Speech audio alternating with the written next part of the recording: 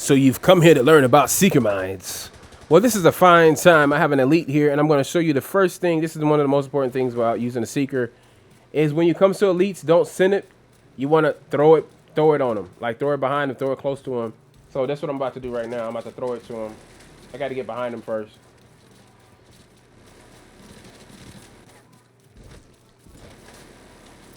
There you go. Other than that, he'll just kick it out the way. Uh-oh. That's okay, because he about to get another one anyway. He about to get another one. Is it two of them over here? No, like this. Throw it behind him, kinda. Look at that radius is covering.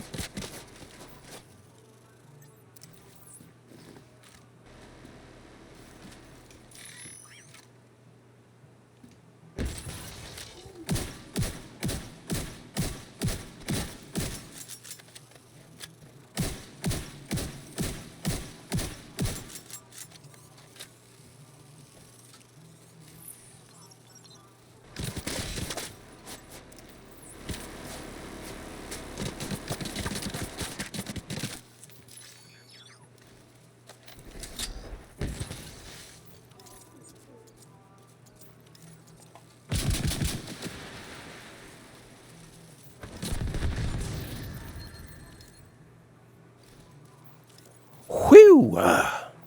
Yeah. So that's taking out elite with a Seeker. You notice how I threw him instead of sending him. That's the most important thing with a Seeker. I don't know if you was paying attention. I overcharged a couple of times. You may not have recognized that I overcharged.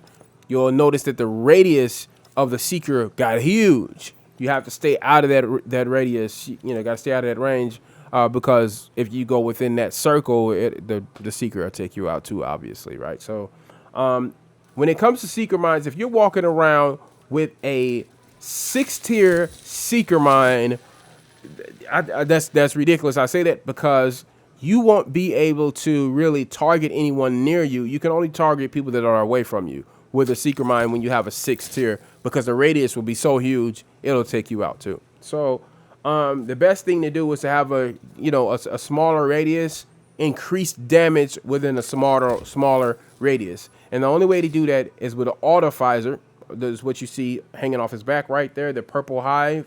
Let's get in the light so you can get a good look at it. That purple hive you see hanging off his back right there, he says shooting orbs out into my Seeker that's on the ground right now. Right now I have 0 cooldown on my Seeker as well. Another thing that you want to keep in mind when it comes to Seeker Minds is they do a lot of damage. They do huge amounts of damage. But when you have a skill that does incredible large amounts of damage like that, you typically have really high cooldowns. So you want to decrease that cooldown. The best way for you to decrease the cooldown, besides just building, you can go the route, which is something I used to do, is having builds that just have a lot of skill haste, or the best way, if you ask me, because now it don't matter what your skill haste is hardwire 4-piece and partner that with the BTSU gloves. They basically do the same thing, but the BTSU gloves will give you skill haste on your hive, which is going to be beneficial. So your hive is always going to have orbs in it. It's never going to run out. But it gives you additional skill haste on your hive. But it gives you the ability to overcharge from whatever tier you're at. The BTSU gloves, right? So the BTSU gloves are going to overcharge you. Yeah, that's what I said. Right. It's going to overcharge you at whatever skill tier you're at. In addition to that, the BTSU glove will overcharge your allies if you're at a skill tier 6. So I'm at a 3. How do I get it to a 6? And so you got to be at a 6, then overcharge. So the way I do that is I use my marksman rifle. I'll show you that real quick. My marksman rifle has this talent on it. Headshots. So I'm not standing out of cover for a long period of time just dumping an AR, dumping the whole clip to get the kill. With this, it's one shot, headshot, boom, skill tier. Skill tier, skill tier, 3 times, right? So 3 kills with headshots, 3 headshot kills, 3 skill tiers. That takes my 3 up to a 6. And now I overcharge with the BTSU gloves, and all my allies around me will overcharge as well. But if you're playing solo dolo, you don't have to do that. You can just overcharge by using the BTSU gloves anytime. How do you overcharge by using the BTSU gloves? You're going to throw this skill out. That's your auto visor. You're going to throw that bad boy out, and then you're going to detonate it. You see the lightning bolt on the backpack? You see the lightning bolt in the seeker on the ground, right? That is overcharge now, right? And I can just do that anytime. Or I could just play with a skill tier 3, smaller radius, increased damage when you send it. But if you are just lobbing it out, and I'll show you what lobbing it, what I mean when I say that, that's just throwing it out. If you're throwing it out, hold on, let me throw this out real quick. Let me put this away because it's just making it take longer. All right, and I'll throw it out like that. That's 1.8. But 1.8 still gets the job done, right? When it comes back into the circle of my purple circle, and now it's charging up again. So now it's going to put out more than 1.8. But when you just throw it, it's just out there. You know what I mean? At 1.8. But you can, and this is another thing that I do, is I overcharge while the seeker is going. So if I'm going to send it, and I feel like somebody might jump out the way, then what I will do is I'll go ahead and send it at the target. And as I watch the seeker mine travel, I'll have this bad boy out already, and I'll overcharge. I'll just go ahead and detonate while the seeker is traveling, and now it's overcharging. So that you'll watch the radius go from a smaller radius to a huge radius as soon as it gets close to him. So that's pretty cool, you know. And when you do that, when you overcharge, boom, the seeker explodes, and then another one is available immediately. That's what's dope. It's 0 cooldown on this build. So I'll show you that real quick. Hardwire 4-piece.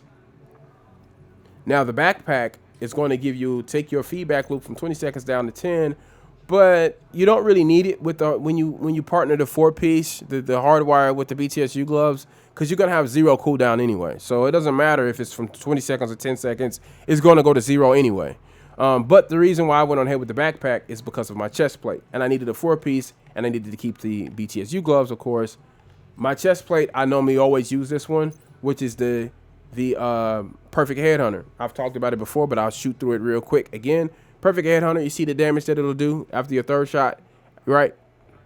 Headshot, you see that? 1250 and greater than 150. Look at that, man. Look at that. That's just an insane amount of damage. So my marksman rifle is absolutely essential in this build because them 3 headshots, not only am I getting a skill tier per kill, but I am, in addition to that, getting 1250 plus damage to the headshot. And oftentimes that damage is over 2 million. So it's just insane. The way I have my marksman rifle set up, I don't need the sharpshooter specialization. I already have the sharpshooter. So I've essentially combined the sharpshooter in my technician skill build, in my technician skill, my technician specialization. Let me say that right. I've basically combined the two with this marksman rifle. This marksman rifle is insane, bro. It just does a lot of damage, man. So I absolutely big fan of that scalpel. If you're unfamiliar with what that is, that's a scalpel. Absolutely phenomenal weapon. Love it. You can see where my armor is at. All right, skill tiers at 3. We talked about the seeker. We talked about radius. We talked about throwing the seeker behind the elites instead of throwing it to, sending it to them. What else?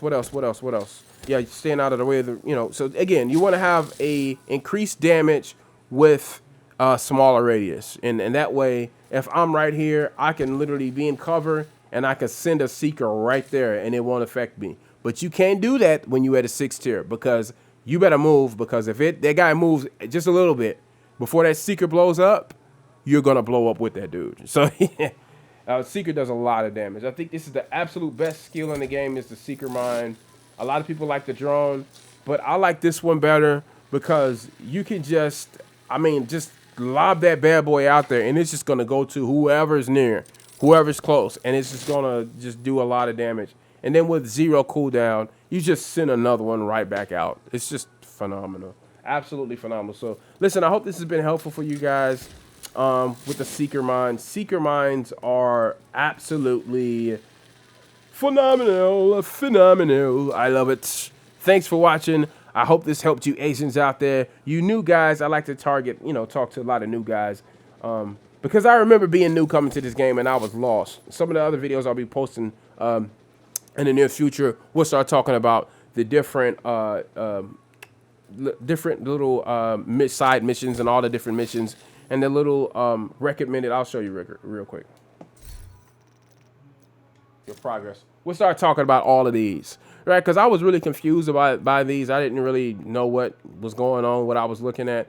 But this is absolutely something you want to get into, man, because it just, I mean, it's going to unlock your different tools, different, how should I say, you're going to need, here, let's do this real quick. I'm going to show you this before we get out of here. Resources. Oh, can I get over to it? There you go. Resources. You're going to be able to acquire more resources by participating in a lot of those different events. Those little missions will unlock some of those resources. And those resources will give you the ability, it's going to help you with optimizing your weapons, optimizing your gear sets, upgrading your gear sets and all of that stuff, so it's absolutely going to be essential. As you play the game more, you'll get to understand that. You'll get to know that better. So, but anyway, with all that said, I hope this video was helpful for you new guys out there, you new agents to the Division 2. As you guys know, I do a lot of GTA, but I'm going to be honest with you. If I'm going to be perfectly honest with you, I think I like Division 2 a little bit better. GTA is fun, absolutely, but I like just building out different gear sets, and it's just, you don't really deal with tryhards here unless you go into the dark zone. The main, like the meat of the game, the main, part of the game is not PvP.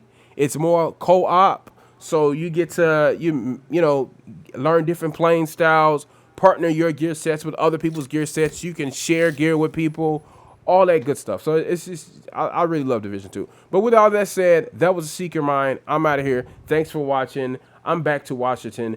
It's time to do some optimizations. We out here. Thanks for watching. Peace. Or back to the White House. I think I'm in Washington already.